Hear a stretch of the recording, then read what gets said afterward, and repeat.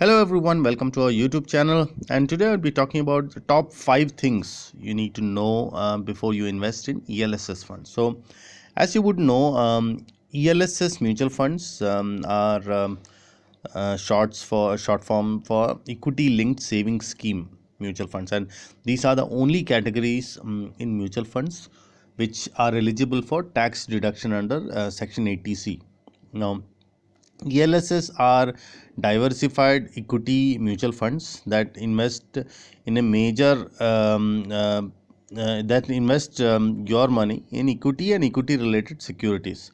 Now, the fund manager usually looks for securities of companies which have a strong growth potential and a resilient business model. This is very typical in ELSS fund. That makes it a little conservative fund too, because this will be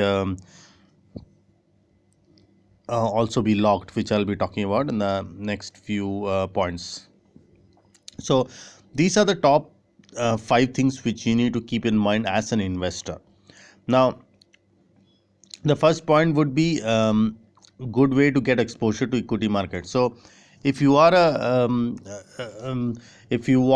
new in stock markets, and if you want to invest your money, and if you have don't know where to start, you can start ELSS funds as your first step. Now, as compared directly investing in stock markets, ELSS funds are an ideal way to get exposure to equities. And along with professional fund management, you also get the benefit of a well diversified portfolio at a very low investment, and you can start your investment as low as 500 rupees and stay tension free from timing the market, that which is good time to invest and things like that.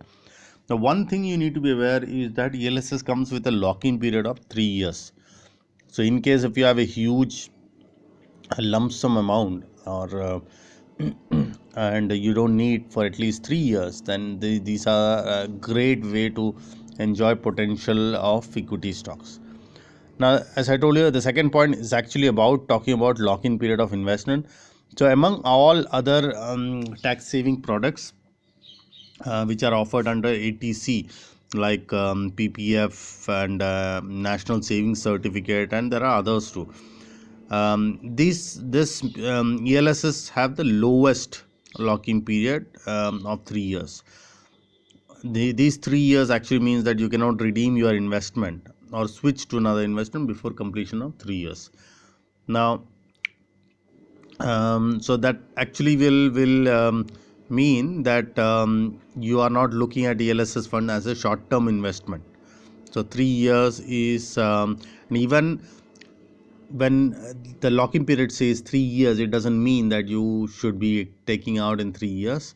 Of course, you should be reviewing your portfolio from time to time, but you should have a long-term investment horizon.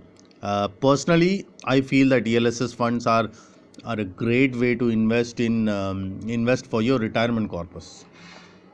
So if you are starting your investment, some of the funds like provident funds directly go for your retirement account, and it keeps on getting saved for your retirement. ELSS funds actually serves that purpose. That's the reason you should use ELSS funds for that purpose. And one additional thing I want to inform you is the 3 years. There is a small misunderstanding between before for many investors, is that these 3 years actually mean for 3 years lock-in period from the date of your investment. But that is wrong. If you have started an SIP, every SIP is locked in for the next 3 years. However, in ULIPs it doesn't work that way. In ULIPs, after 3 years, you can actually do a partial withdrawal and things like that. But please do remember that there is another video which I made about ULIPs and ELSS funds. You can probably watch that video for more clarity on that. So here I'm talking about only about ELSS funds. So risks involved in investment. So ELSS funds invest mostly in equity stocks of companies, and usually equity funds carry a higher risk, and ELSS funds seem to be risky, just like any other mutual funds, but that should not deter you from taking benefit of such investments. Even though all the mutual funds, most of the mutual funds are really high risky, but ELSS funds, the fund managers usually take care in investing in growth of such companies. The other categories of mutual funds, like large caps, there is certain parameters for large caps, mid caps, multi caps, etc. They will be investing in. For example, large caps, they will invest only in the top 100 large cap companies, which has a high market capitalization.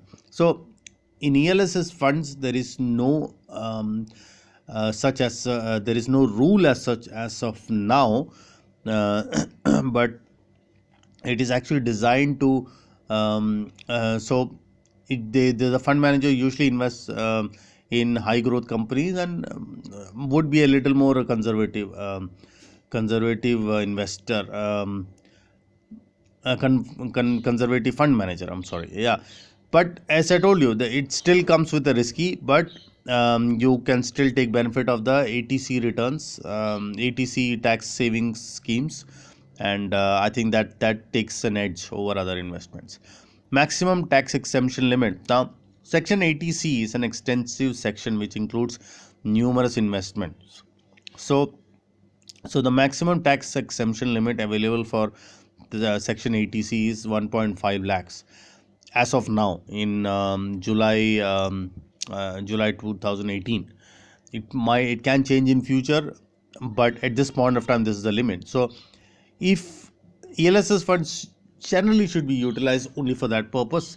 Yes, of course, you can, if you are someone who may not need such money and still want to be very conservative in saving for your retirement, then you can still increase that, but you will not get any kind of tax benefit. That is the reason many investors use ELSS funds only for tax savings, and also they believe that this tax savings is also in turn saving their retirement corpus. The last point would be expectations of maximum returns. Now, being an equity oriented investment, ELSS funds have the potential to generate higher returns than other investment avenues. But you cannot be unrealistic about returns on investment. You can't expect 100% or 200% returns on these mutual funds, or 20 to 30% kagar returns every year.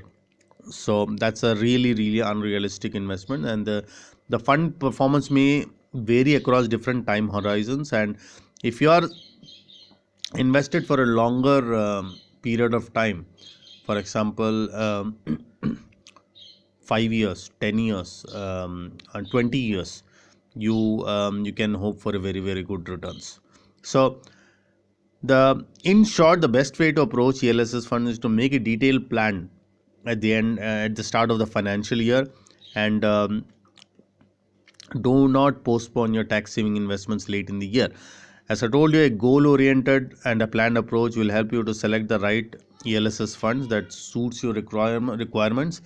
And personally, since because of the locking period also, I feel that the ELSS funds are best suited to accumulate your retirement corpus over a period of time, 10 years, 20 years. This can be used as a pension for you after 60 years. So that's the way I see it as ELSS fund. So hope you enjoyed this informative video about ELSS funds.